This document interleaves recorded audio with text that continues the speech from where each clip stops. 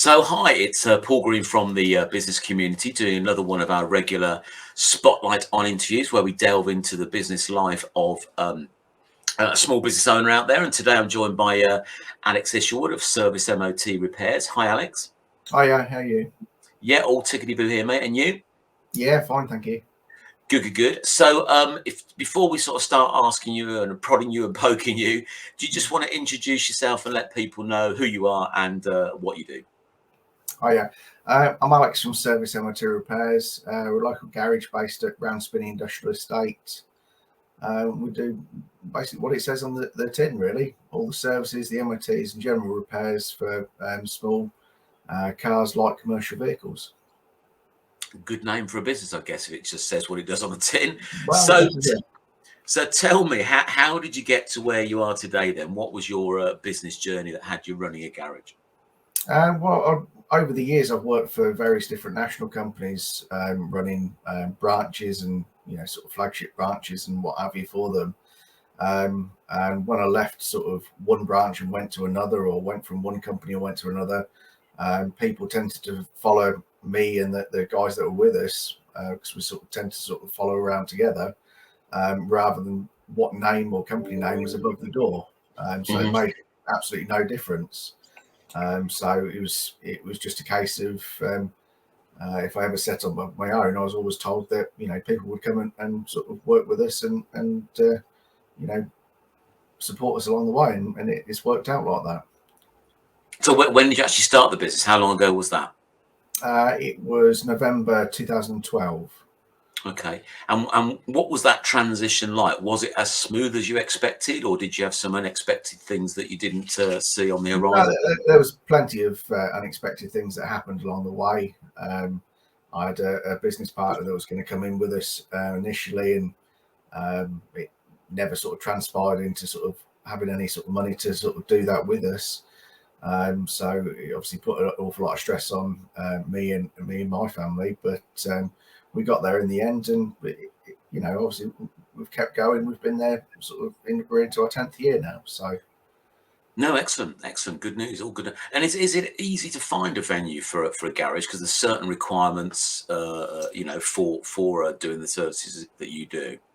it's always a bit challenging. A lot of commercial landlords don't particularly want to rent to garages because they're perceived as sort of messy or dirty, or sort of take up an awful lot of parking and what have you. And in fairness, I've got a very good landlord where I am. I don't take the mick with it. I try and get the customers sort of turned around as quickly as possible. So we're not sort of blocking up the road, or leaving sort of cars around here, there, and everywhere, and just try and sort of treat people fairly, really. Mm-hmm. And was it the sort of like the where you are now? Was that just because that was the only available venue, or were you looking specifically to be in that area? Well, I looked at all around sort of surrounding the where I live, which is about a mile and a half from the garage. And really on the industrial estates across at Moulton Park, there was already about 11 garages. So I didn't particularly want to just be another sort of one on the list there. Whereas by where we are now, we're the only garage on the estate. Yeah. So we sort of make it quite easy for people to sort of drop off in the morning and get the work done, and it's all ready for them to sort of go home in the evening. Yeah, yeah, it makes sense. So I ask people on these questions, because not everybody starts their own business, not everybody makes it work, and it takes quite a lot of, I guess, courage on one level to run your own business. What would you say is your why? Is your sort of driving force that gets you out of bed each day to sort of fight the good fight? What's that? Well, I've always done it for the girls, in fairness. So they've got sort of money behind them for when they sort of want to go out into the world. If they want to go to the university, they can do. That can be sort of paid for, or a deposit on a house, that sort of thing. So that they're provided for, and they've got those opportunities. I mean, when I sort of left school, it was just a case of you're going to have to go out into the world of work. You knew that you were going to have to go into some sort of trade, because that's what we sort of did as primarily as a family. All the guys went into one trade or another, and there was never a question of going off to university. That would be an opportunity I'd like to sort of give to the girls. So how many kids you got, Alex? 3. 3. All girls, eh? That must be a nightmare as they get older. What their ages at the moment? I've got a 17-year-old, a 9-year-old, and a almost 6-year-old. Oh, okay. So you've already got one in teenage phase then. So Yes. you're used to that. So as you mentioned earlier, there's quite a few garages out there. What would you say makes you stand out from your competitors? I try and take the time with people to just, explain, if your car needs something, as to why it needs it, going through with you the prices, actually how it sort of breaks down into that. We don't do any work before it's authorised, and we'll keep all the old parts and go through it with you at the end. So it's not just hidden away. You needed, I don't know, a set of tyres. Here they are. They're worn out, or they've got cuts in, or whatever else. The transparency is always there. Mm-hmm. That at a lot of places I've found that sort of feedback from customers and suppliers as well. You go in there, you pay your bill, and the car doesn't particularly drive any different to when it went in, other than you've been relieved of a few £100 or so. With that transparency there's never an issue of why you need something. Is the clarity is always there. Mm-hmm. And am I right in thinking you've got a guarantee on all the work that you do? Yeah, it's always been 12 months, 12,000 miles. We did have a national guarantee when we were part of a larger network, but unfortunately they've subsequently been taken over by somebody else, and I don't particularly want to carry on with where they are, but it was never an issue with the guarantee. If there's anything needs doing, ring me up, we'll get it in, we'll get it sorted, as long as it's within that time frame. Mm-hmm. And when you started the company, what were sort of your ambitions? Did you want to grow it to a certain size, or were you just going to play it by ear? How did that sort of evolve? It was just a case of making sure everything worked to begin with. As long as all the bills got paid, and I could draw a reasonable wage at the end of the month, I was quite happy with that. We subsequently had opportunities to sort of have a look at sort of different garages or what have you, as sort of making it a sort of larger network. But they've never sort of had the right sort of feel about them, or been the right kind of proposition to sort of bring in and sort of make us a larger network. It's not to say that it wouldn't be at a later date, but at the moment, that's pretty much how I feel about it. Yeah, yeah. And how big are you at the moment? How many staff do you have on board right now? I've got myself, Dave and Warren. We're looking to get another couple of technicians on board and a service receptionist. So we're looking to sort of grow again with sort of post-pandemic, sort of trying to get back to sort of bigger and better things. Yeah, yeah. Is it easy to recruit in your industry? What's the sort of situation there? There is always the general sort of flotsam and jetsam that sort of float around the trade. But to get sort of decent people has always been a challenge over the years. Just at the point that think we've got, relatively settled, there's always a bump in the road. And, we end up having to sort of recruit other people. So it's just been one of those things. But I've got a decent recruitment agent on board now that works with us and has worked with us for the last sort of 2 or 3 years. Has brought on board some very good people. So as you mentioned, we're sort of post-pandemic at the moment, and still having COVID challenges as the virus evolved. What outside of that in your business journey, what would you say has been your biggest challenge to date? We've had various sort of financing things over the years where we've sort of needed to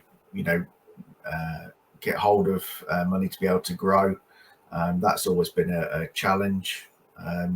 Again, staffing levels, trying to keep them at the right sort of level, and just being able to sort of grow that way. It's been harder to grow pre-pandemic than it was post-pandemic. because the money was there with grants or low interest loans to be able to actually, go as I mean to go on. So we can now invest in lots of social media or marketing websites.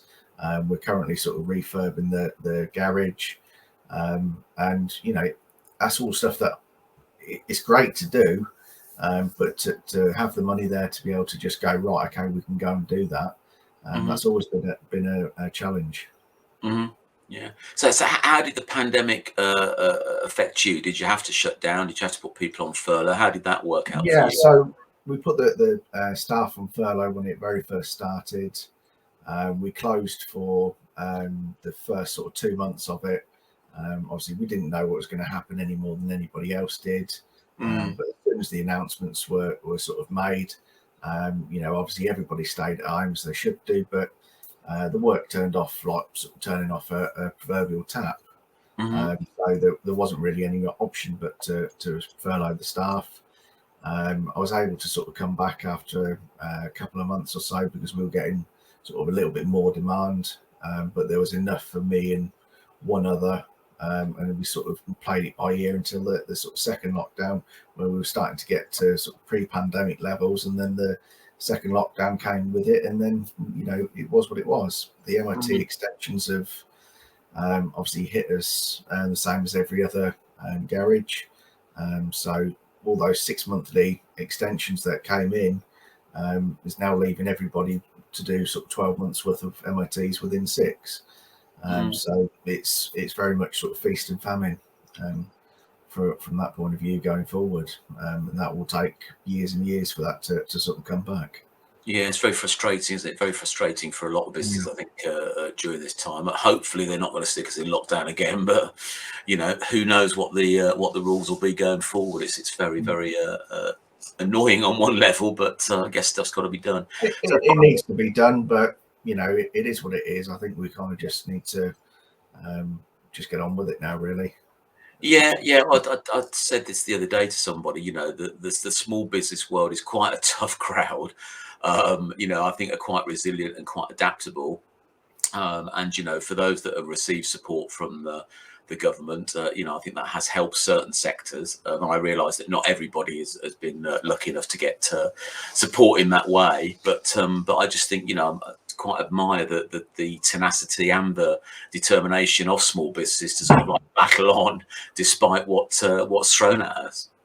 Well, you've got to be a certain type of breed of person to go into business on your own, or a certain type of mad, really, to sort of sort of leave the security of working with somebody else and going it alone.